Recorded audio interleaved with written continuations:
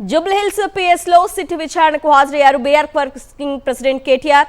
Phone tapping కేసులో ప్రశ్నిస్తున్నారు SIT అధికారులు. గంటకు పైగా విచారణ సాగుతోంది. తెలంగాణ భవన్ నుంచి హరీష్ రావుతో జూబ్లీహిల్స్ పిఎస్ కు వెళ్లారు. కేటీఆర్ ను మాత్రమే లోపలికి అనుమతించారు పోలీసులు. అటు కేటీఆర్ కు మద్దతుగా పెద్ద ఎత్తున బీఆర్ఎస్ కార్యకర్తలు కూడా పిఎస్ కు చేరుకున్నారు. దీంతో అక్కడ పోలీసులు మోహరించారు. గంట నుంచి కేటీఆర్ ను విచారిస్తున్నారు సిట్ అధికారులు. జూబ్లీహిల్స్ పిఎస్ నుంచి అప్డేట్స్ అందించడానికి మా ప్రతినిధి దిలీప్ సిద్ధంగా ఉన్నారు. దిలీప్, చెప్పండి.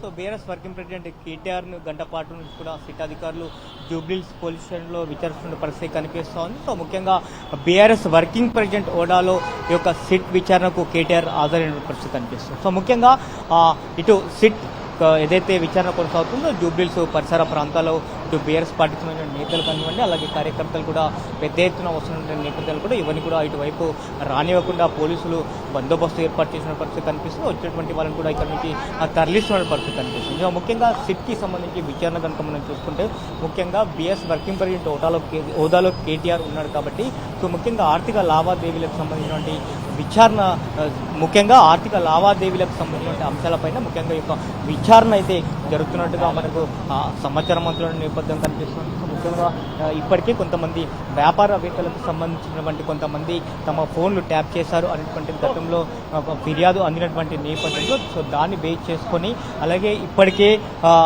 కొంతమంది సినిమా వాళ్ళతో పాటు అలాగే వ్యాపారవేత్తలు ఇచ్చినటువంటి కంప్లైంట్ బేస్ చేసుకొని సో కేటీఆర్ వాంగ్మూలాన్ని రికార్డ్ చేస్తున్న పరిస్థితి కనిపిస్తూ ఉంది. సో ముఖ్యంగా ఎలక్టోరల్ బాండ్స్, సో ఎన్నికలకు ముందు ఎలక్టోరల్ బాండ్ల విషయంలో కూడా కొంతమంది ఫోన్లు వ్యాపారవేత్తల ఫోన్లు ట్యాప్ చేసి సో వారి వద్ద నుంచి పెద్ద ఎత్తున కూడా ఎలక్టోరల్ బాండ్లు కొనుగోలు చేసేలా ఒత్తిడి తెచ్చారనేటువంటిది కొన్ని ఆరోపణలు కూడా వినిపిస్తున్న నేపథ్యంలో సో ఆ రకంగా ఆర్థిక లావాదేవీలకు సంబంధించి కూడా సిట్ విచారణ కొనసాగుతున్న పరిస్థితి కనిపిస్తోంది. సో సుదీర్ఘంగా ఈ యొక్క సిట్ విచారణ కొనసాగే అవకాశం ఉంది. ఎందుకంటే గత 3 రోజుల క్రితం కూడా హరీష్ రావును చాలా సుదీర్ఘంగా విచారించారు దీనికి సంబంధించి.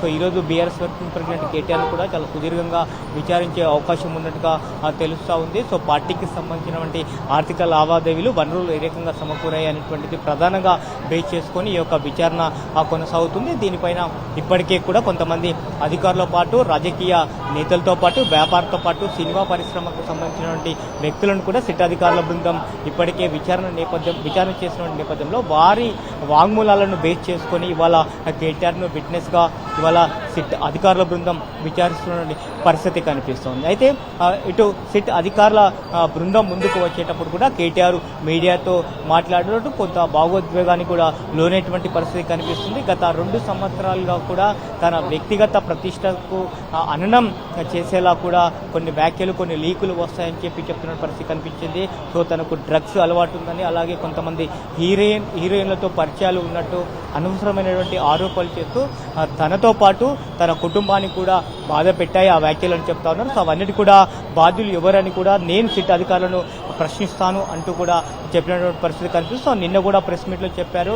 సో అధికారులను కూడా ప్రశ్నించాలి. సో అప్పట్లో ఇంగ్లీష్ డీజీగా ఉన్నటువంటి శివధర్ రెడ్డితో పాటు హోంశాఖ సెక్రటరీగా ఉన్నటువంటి జితేందర్తో పాటు అప్పుడు డీజీపీగా ఉన్నటువంటి మహేందర్ రెడ్డి కూడా ప్రశ్నించాలి అని చెప్పి అధికారులను అడుగుతాను అని చెప్పిన పరిస్థితి కనిపిస్తుంది. కాబట్టి సో ఇటు కేటీఆర్ కూడా కొంత సిట్ అధికారులను కూడా కొన్ని ప్రశ్నలు వేసే అవకాశం ఉన్నట్టుగా తెలుస్తూ ఉంది. Right Dilip, thanks for the update.